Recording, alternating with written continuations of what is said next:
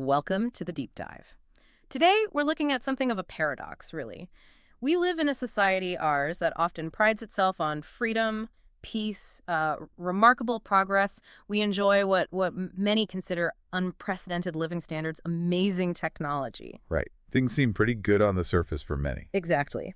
But Rainer Mausfeld, whose work we're focusing on today, he really challenges this. He observes that, yes, our current era boasts, civilizational qualities that stand out far in a long and violent history.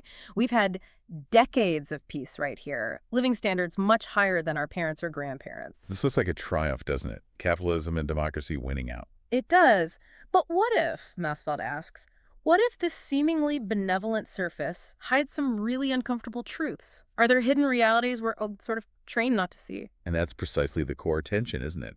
That perception of a well-ordered world, which might feel very real to what Mausfeld calls the winners and beneficiaries of how things are now. Yeah. It contrasts so sharply with how things look for the losers and victims. He points out, those who benefit, they tend to approve of the order, right? And they often blame the losers for their own situation. But if you flip the perspective, if you look from the viewpoint of those losers and victims, well, things look quite different. It's a completely different picture. So our mission today, our deep dive, is to try and cut through that surface perception, dig into these deeper layers.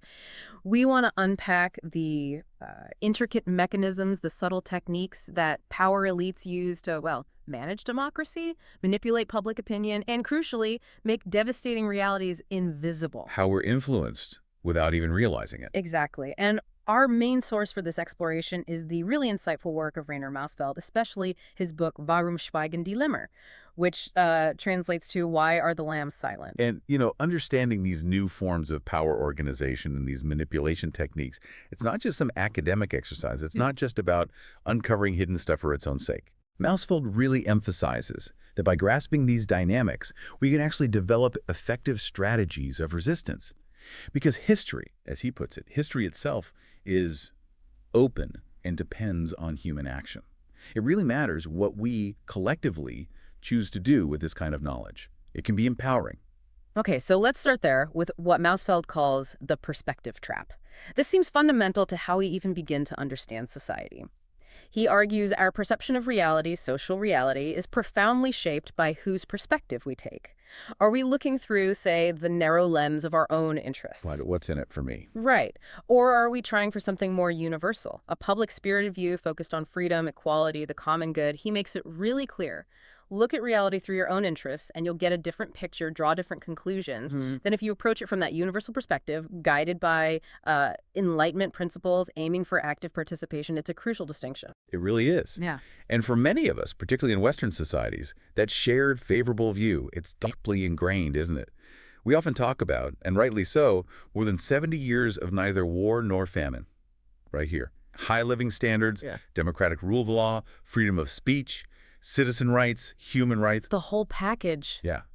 Mausfeld totally acknowledges that the capitalist system, through industrial revolutions, tech advancements, medicine, it has freed broad sections of the population from hunger and misery. It did lead to what feels like mass prosperity, participation in progress. That's the narrative, the success story we hear and, mostly believe. But then you pivot. You look at the hidden realities, at what Mausfeld calls the unseen losers of this exact same system, and the picture just shifts dramatically. While we enjoy relative comfort, there are over 1 billion people globally living right on the edge of subsistence. 1 billion people. Yeah. It's hard to even grasp that number. And it's not just over there. Even in a wealthy country like Germany, Mausfeld points out, over 12 million people are threatened by poverty. And maybe even more shocking, 1/5 of children grow up in what he calls inherited poverty. Born into it, basically. Right. And the scale of suffering goes further.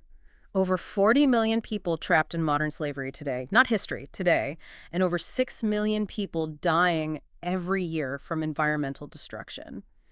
These are staggering numbers that they don't seem to penetrate our daily awareness. They stay invisible, tucked away. And what's particularly startling and almost completely absent from public consciousness, right, are the civilian victims of our bombs, Mausfeld cites these estimates between 8 and 30 million civilians killed just by U.S. military action since the UN was founded. It's almost unimaginable. That range itself is enormous, but even the low end is staggering. It's almost unimaginable. Tens of millions of lives potentially lost, often in the name of stability or democracy. He gives this chilling detail. For 2016, the last year of the Obama presidency, the U.S. dropped over 26,000 bombs. 26,000 on 7 Islamic countries. Wow. And the total toll of the war on terror, about 1.3 million deaths in Iraq, Afghanistan, and Pakistan alone. So why? Why are these facts just not part of our common knowledge? Mausfeld suggests it reflects this widespread feeling that, well, we are not responsible for these consequences. Like it wasn't us. Exactly. That we cannot be burdened with responsibility for crimes initiated by our democratically elected leaders. It's a convenient way out, isn't it? It lets us off the hook, morally. It's like that classic magic trick, right? Mausfeld uses this great image, Hieronymus Bosch's painting The Conjurer. You see this crowd totally captivated by a street magician doing some simple trick. Yeah, I know. Everyone's leaning in, fascinated. And right there, in plain sight, is this intellectual-looking guy with glasses, and he's just deftly pickpocketing one of the onlookers. What's Mausfeld getting at there? How does that connect? That painting is incredibly insightful for this. Mausfeld's point isn't just about simple distraction, like looking over here while something happens over there. It's more sophisticated. He says the meaning connection of facts can be dissolved, made invisible, by presenting them fragmented. Broken up. Right. If facts are just isolated bits of news, like you skim in a paper, they seem like meaningless fragments. You don't see the pattern, the bigger story. But once you provide the context, the causal history, the relationship between the fragments, suddenly the meaning becomes clear. Oh, okay. And that, he argues, is the core of how these heavy violations of moral norms by our political communities are made morally invisible. They're presented in a way that stops us connecting the dots, stops us feeling the moral outrage that should naturally follow. So if that's how facts get hidden or twisted, it leads us straight into this idea Mausfeld explores, how power elites actively manage democracy. And it comes from this almost surprising fear they have, fear of the people themselves. Yeah, that's a striking chapter title. The fear of power elites before the people. Right. He discusses how they manage democracy using soft power techniques. It's this idea that those in charge are always looking for cost-effective ways to control the very people they govern. Walter Lippmann, the influential journalist, wrote about this way back in 1925 in The Phantom Public. He argued for a spectator democracy. Spectator democracy, what's that? Basically, keep the illusion of democracy going, let people watch, maybe vote occasionally, but ensure the real power stays stable with the elites. Keep the public at a safe distance from actual decision-making. And this wasn't just Lippmann thinking out loud. This concern about managing the public, it was central for elite groups like the Trilateral Commission. Their 1975 report, The Crisis of Democracy, it directly tackled this. They worried about what they saw as an excess of democracy. Too much participation, basically. Exactly. They felt it threatened stability, and they needed ways to exert more social control. So these aren't just abstract theories. They directly feed into the strategies used to manage opinion and keep things, well, the way they are. It really makes you rethink that old metaphor, the shepherd and the sheep, doesn't it? Yeah. Homer used it for people and leaders. Sounds so gentle, protective. Yeah, the shepherd guiding the flock. But if you scratch the surface, Mausfeld asks these really sharp questions. Why are people made into sheep anyway? Why do they need a shepherd? How does the shepherd get that role? And crucially, why are there sheepdogs to keep the herd in line? And Mausfeld pulls the curtain back on that metaphor. He says, it conceals a truth it is meant to obscure. The shepherd, he points out, isn't loyal to the flock. The shepherd is loyal to the owner of the flock. Ah, the owner, who's conveniently missing from the picture? Precisely. The owner is absent. So the metaphor hides the real power dynamic. The people are seen as a resource to manage, and the shepherd, the leader, serves a higher, often hidden interest. And this is exactly where soft power fits in. It's not gentle persuasion. It's a deliberate strategy of psychological influence. It's chillingly efficient, isn't it? Harold Lasswell, the political scientist and propaganda theorist, he put it so bluntly back in 1930. He said, opinion management is cheaper than violence, bribery, or any other control technique. Cheaper. Just more cost-effective to mess with people's heads than to use force or bribes. Exactly. And Mausfeld pushes that further. These soft power techniques, he says, they're not just about changing minds. They're designed to subtly undermine our moral sensitivities. How to dealie. by exploiting what he calls the natural weaknesses of the human mind. Our psychological vulnerabilities. And the really insidious part is how invisible these techniques are to most people.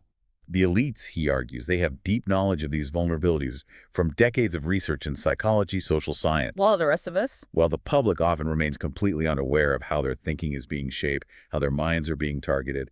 It's a deeply asymmetric battle of knowledge. Which takes us right to the core of what Mausfeld calls invisible fact-making, systematically undermining our natural judgment to create beliefs that help the elites. Edward Bernays, maybe the most influential propagandist of propaganda. The father of PR, basically. Right. He laid it out in his 1928 book, Propaganda. He defined propaganda as all systematic attempts aimed at undermining people's natural judgment and generating attitudes, beliefs, and opinions by which people can be misused for the benefit of the ruling elites. It's about disempowering critical thought. Shaving what we believe without us even noticing. Paul Lazarsfeld, another founder of modern social research, had a similar insight. He said, you have to flood citizens with a deluge of information so that they have the illusion of being informed. The illusion of being informed, why? To create a politically clear conscience, make people feel like they know what's going on so they don't feel the need to dig deeper or question things. It keeps them passive, but feeling okay about it. And this deluge of information, this system, it actively distorts reality. Mausfeld lays out these 4 key pillars of invisible fact-making. They really expose the mechanics of deception. First up, declaring facts as opinions. Just turning reality into a matter of belief. Hannah Arendt saw that as terrifyingly typical of totalitarian systems. Second, fragmenting facts. Presenting related stuff in isolation, so the underlying meaning, the connections, they just get lost. You see the trees, not the forest. Exactly. Third, decontextualizing facts, pulling them out of their real context, making them look like random isolated incidents with no backstory or cause. And fourth, maybe the most insidious, recontextualizing facts, taking a fact, maybe an unpleasant one, and embedding it in a new, often positive or sanitizing frame, stripping it of its original meaning and, crucially, its potential to cause moral outrage. So you take something bad and spin it into something acceptable or even good. Precisely. And our minds, unfortunately, are pretty susceptible. Experimental studies show this stuff works. The perceived truthfulness of a statement actually increases with repetition, even if you were told it was false initially. Just hearing it over and over makes it feel true. Yeah, it's automatic, unconscious. Mausfeld gives examples like reform unwilling Greeks or using annexation for Crimea. Joseph Goebbels knew this too, right? Any lie repeated enough becomes truth. It bypasses logic. It's about conditioning. This works for both small facts and large ones. Small facts, Mausfeld says, are things with low political weight, maybe abstract. They get easily buried in noise to avoid moral impact. He gives this astonishing example. Germany tolerating torture in Uzbekistan because they had a military base there. That information might be out there, but it's presented in a way decontextualized, fragmented, so it just doesn't register as something to be outraged about. It's just another piece of news, background noise. But then you have the large facts. Major, undeniable events that need serious effort to hide, like David Copperfield making the Statue of Liberty vanish. Mausfeld's starkest example. Those 20 to 30 million civilian deaths from U.S. military interventions since WWII. Huge, horrific realities. Absolutely. Yet they are systematically made invisible or, crucially, recontextualized. Instead of moral atrocities, they get framed, like Bill Clinton famously said, as expressions of the world's greatest force for peace and freedom. The scale of the linguistic trickery there is just immense. The Abu Ghraib scandal is a perfect case study of exactly this. Amnesty reported extensively on U.S. torture there in 2003-2004, electric shocks, sleep deprivation, beatings, horrible abuses. I remember the reports, yeah. But the German mainstream media, initially, silence. It wasn't until those photos leaked, April 28, 2004, that reporting really started. The Frankfurter Allgemeine Zeitung even ran a headline that basically admitted it. Ohne Bilder kein Skandal. No scandal without pictures. Wow, acknowledging the concealment. Right. And once the images forced their hand, the narrative instantly shifted to recontextualize it all as just regrettable, isolated incidents. Not systemic, just a few bad apples. And it circles back to the power of language, doesn't it? Mausfeld says, whoever masters language, that is, the concepts and categories in which we think and speak about sociopolitical phenomena, has little trouble mastering us. With the help of language, thinking is kept in check. Control the words, control the thoughts. This conceptual manipulation allows for reframing atrocities, shifting blame, making sure public moral outrage either never sparks or gets put out quickly. It's a powerful point. If our language, our perceptions are so managed, how can we really know what's going on? How do we grasp reality when it's constantly being filtered and constructed for us? Yeah, that's the million-dollar question, isn't it? Which leads us right to the media's role in all this. Right, manufacturing consent, as Chomsky and Herman called it. We need to look at Lippmann's phantom public again and who's supposedly keeping it in line. This brings up that historical debate. Walter Lippmann versus John Dewey. On citizen competence, on the media's role. Two very different views. Lippmann, the journalist we mentioned, he wanted a democracy that fit the complex industrial world. He pushed for this elite democracy. Citizens vote periodically for representatives chosen from a pre-approved elite pool. For him, the public was just fundamentally incompetent politically. Whereas John Dewey, the social reformer, the democratic advocate, he argued the exact opposite. He wanted more democracy based on truly informed, engaged citizens. Lippmann saw the media as a problem, sure, but thought the real issue was citizen incompetence. Dewey disagreed. He said the problem wasn't the citizens. It was the structural economic and political interests distorting the whole public debate. He wrote in our Unfree Press back in '35, "We have to look at the necessary effect of the present economic system on the entire system of public life. How can you have genuine intellectual freedom and social responsibility under these economic conditions?" He got right to the root, the economic structures shaping the media. And Mausfeld clearly aligns with Dewey there. He states pretty bluntly that media primarily serve to stabilize the social and economic status of their owners or whoever they depend on financially. So they naturally reflect the worldview of the ruling elites. Right, which directly influences what facts get selected, how they're interpreted. He argues it's not a flaw in the system, it's how the system is designed to work. Which is exactly what Chomsky and Herman outlined in their propaganda model. Media, because they're embedded in these power structures, they become effective tools for powerful lobbies, shaping public opinion to fit elite interests. They provocatively said media aren't watchdogs for the public against power. But guard dogs for power. Precisely. Acting as gatekeepers and switchmen, controlling the flow and framing of information in public discourse. But here's that weird credibility paradox Mausfeld points out. A 2015 Zeit survey, 60% of Germans said they had little or no trust in the media.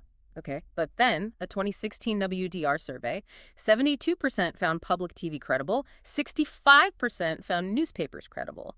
Only 20% thought newspapers outright lie. That is a strange disconnect. High distrust, but still finding specific outlets credible. Yeah. Mausfeld finds it startling. He flips the question, why do so many Germans still trust the media? And his provocative answer, it reflects the degree of their indoctrination. It's not that the media earned the trust, it's that people's perceptions are so shaped they accept the narratives despite their own feelings of distrust. Wow, that leads into the consciousness industry concept from Hans Magnus Enzensberger. He argued this industry exists precisely to make awareness of poverty and exploitation impossible. To obscure the very things that might cause unrest. Exactly. And Mausfeld stresses that current propaganda isn't random. It's systematically built up by global PR firms, think tanks, transatlantic networks, NGOs. This whole ecosystem kicks in, especially when facts contradict the official story. It's vast, interconnected, and dedicated to shaping reality. A prime example, the invisibility of neoliberal poverty. Media often frame poverty not as a result of specific policies, deliberate choices, but as an unavoidable side effect of abstract market forces, something natural, inevitable. Right. Mausfeld uses examples. Nearly a quarter of German employees in low-wage jobs, top 10% incomes rising, while bottom 10% real incomes fall, rising elderly poverty. These facts, he says, are systematically made unintelligible by the media, no political conclusions drawn. Because the narrative is you can't vote out market forces, you just have to adapt. Exactly. And that, Mausfeld says, is a key ideological trick of neoliberal indoctrination. It disarms any collective response. So the media, in this view, effectively silences the losers of this class struggle from above. They become statistics, not people with voices. It's a calculated silence, maintaining the illusion by filtering out the inconvenient truths. Okay, moving from internal management to the global stage, the idea of the benevolent empire. This core ideology, especially pushed after WWII, particularly in Germany, portrays the U.S. as acting out of sheer selfless benevolence. The global good guy narrative. Right. Mausfeld calls it a strategic and systematic deep indoctrination, and he highlights the Council on Foreign Relations, the CFR, as central in shaping this narrative in U.S. foreign policy, maybe the most influential private think tank globally. But if you peel back that layer of idealism, that benevolent hegemony talk, you find a pretty stark, real political agenda underneath. George Kennan, one of America's sharpest strategists, he laid it bare in a 1948 memo. What did he say? Basically said, the U.S. has about 50% of the world's wealth, but only 6.3% of its population. We need to figure out how to maintain this disparity without serious damage to our national security. Maintain the inequality, basically. Yes. And to do that, he argued, we need to ditch all sentimentality and daydreams, focus purely on our own national undertakings, and pointedly avoid talking about human rights, raising living standards, and democratization. Wow. That's explicit. A huge gap between the public talk and the internal strategy. It really highlights the difference between the stated ideals and the actual drivers. As Charles Mayer put it so well, hypocrisy is the tribute imperialism pays to democracy. The rhetoric hides the real interests. And if you need more proof of that gap, just look at the environmental impact. Mausfeld points out that the whole unique benignity idea clashes hard with U.S. resource consumption. Scientific American reported in 2012, U.S., less than 5% of world population consumes 33% of global paper, 23% of coal, 27% of aluminum, 19% of copper, and produces half the world's waste. The sheer scale of consumption alone just doesn't fit the benevolent picture, does it? Not at all. And this global dominance, it's also secured through a strategy of encirclement, aiming for full-spectrum dominance.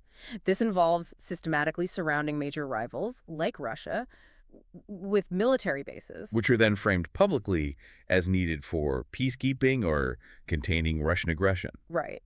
Mausfeld makes this wry observation about how successful the indoctrination is. Readers of newspapers might genuinely look at a map and see Russia aggressively expanding towards U.S. bases, not the other way around. It flips reality. And we've definitely seen what Mausfeld calls a new peak in the German media's ideological obsession against Russia recently. Mikhail Gorbachev said back in 2009 that the German press is the most malicious of all when it comes to Russia reporting. It's a consistent pattern. And a key tool for this soft power is the use of non-governmental organizations, NGOs. They often act as instruments of influence. Alan Weinstein, former president of the National Endowment for Democracy, the NED, he admitted it openly in '91. A lot of what we do today was done covertly 25 years ago by the CIA. So the line between democracy promotion and covert ops gets really blurry. Very blurry. Mausfeld explains how NED and other U.S.-funded NGOs like Freedom House, Open Society Institute, they promote democracy in places like Russia. But democracy here means a specific thing, American democracy. Regular elections, sure, but where U.S. elite interests aren't challenged. USI, for instance, poured over $20 billion into Russia just for free market economy promotion. That's not neutral aid, that's strategic intervention. Exactly. And these efforts get amplified by global propaganda firms, often called PR agencies. Hill and Knowlton, Burson Marsteller, Rendon Group, they openly sell wars and craft politically desired reality. Like the infamous incubator lie from 1990. That's a classic example Mausfeld cites. Fabricated testimony about Iraqi soldiers killing babies in incubators used to build support for the Gulf War. These aren't mistakes. They're part of a sophisticated, well-funded machine designed to control narratives, justify actions, all while keeping up the benevolent empire facade. Okay, let's pivot to neoliberalism.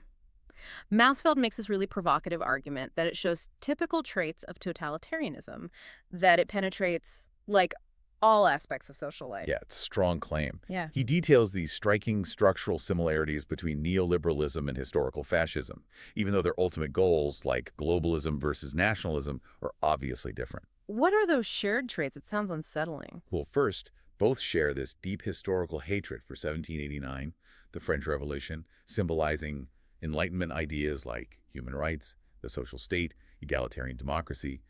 Both ideologies reject that foundation. Okay, what else? Their ideological basis often includes a form of social Darwinism, glorifying the strong, despising the weak. Both desire an extremely hierarchical elite oligarchy, showing real contempt for the people and for the individual. Both demand complete subordination to a fiction. For neoliberalism, it's the free market. For fascism, it was the nation or race. That phrase, "you are nothing, the market is everything," Mausfeld says captures the neoliberal stance perfectly. It echoes that totalitarian impulse. And this inherent incompatibility with democracy, it's something neoliberal thinkers weren't shy about. Milton Friedman, a key figure, he stated explicitly in 1990, a democratic society once established destroys a free economy. So democracy is okay only if it doesn't mess with the market. Right. And Friedrich von Hayek, another giant of neoliberal thought, he went even further. He openly preferred a neoliberal dictatorship during transition phases. He pointed to Pinochet's Chile over a democracy that wasn't neoliberal. The goal isn't democracy. It's the unimpeded market, even if it takes a dictatorship to get it. Which reveals that neoliberalism isn't just some dry economic theory. It is fundamentally what Mausfeld calls a revolution of the rich against the poor. Citing David Harvey, he argues that the growing inequality we see isn't some accident, some unintended byproduct. But potentially the whole point, the purpose of the whole exercise, restoring the class power of an elite. And this class warfare is being won. Warren Buffett said it himself in 2006, didn't he? There's class warfare, all right, but it's my class, the rich class, that's making war and we're winning. Pretty blunt admission. And Mausfeld calls this maybe the greatest redistribution in history since colonialism. A massive shift of wealth. Bottom to top, south to north, public to private. The numbers are just mind-boggling. Richest 10% in the Eurozone own over half the wealth.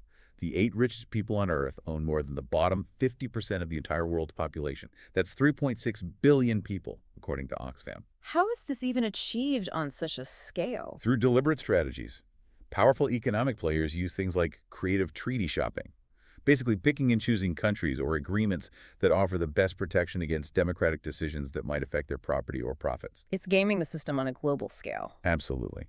And it leads to this disturbing refeudalization of justice. Ingeborg Mauswars argues that international trade law, arbitration courts, they become this parallel justice system. It lets powerful economic actors completely bypass democratic processes and enforce their interest through transnational laws they basically negotiated themselves. So corporations become lawmakers. Essentially, yes. Julian Erto calls them largely autonomous lawmakers. They create a legal reality that serves their interests above national laws or democratic will. And weirdly, despite its obvious contradictions, the disasters it causes, neoliberalism just keeps coming back stronger. It seems to feed on crises. Mausfeld notes it's completely immune to arguments. It doesn't care about being logically consistent or socially beneficial. It values political efficacy, raw power. Above all else, it adapts and strengthens through the very chaos it creates. Gene Ziegler, the former UN rapporteur for the right to food, he made that devastating comparison. Yeah, German fascism needed 6 war years to kill 56 million people. The neoliberal economic order can easily do that in a good year. It's a chilling way to frame the human cost. And the end result of these policies, Mausfeld lists them. Destruction of the social state, massive expansion of low-wage work, huge tax cuts for the rich, financial markets controlling the state, crumbling infrastructure, parliaments basically disciplined by the executive branch. It's a systemic dismantling of public good for private profit. Which brings us to maybe the darkest corner of this manipulation. White torture. Moving from invisible facts to unseen brutality. Right. Historically, we think of torture as physical, bloody, leaving marks.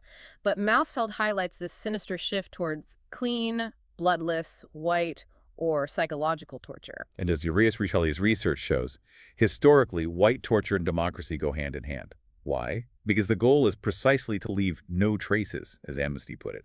This clean psychological approach allows it to exist alongside or hidden within democratic systems that officially ban torture. And the law is crystal clear, isn't it? UN Declaration of Human Rights, Article 5, European Convention, UN Convention Against Torture, they absolutely forbid it. No exceptions. It's an absolute prohibition, strengthened after WWII and the Holocaust, based on recognizing universal human dignity.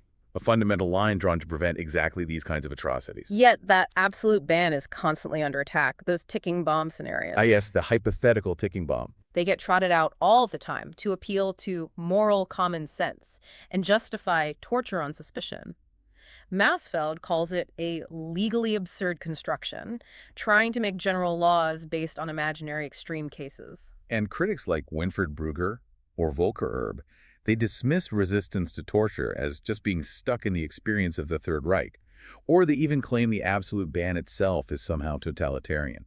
It shows how language gets twisted to undermine fundamental principles. It's not just the ticking bomb, it's manipulating definitions, too.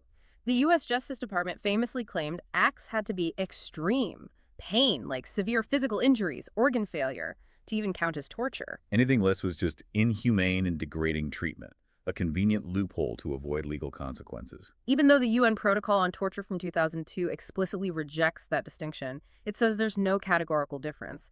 The intent to inflict severe suffering is key. And we see these methods in practice. The 5 techniques from the UK, the Guantanamo methods, they're modular, designed for psychological destruction.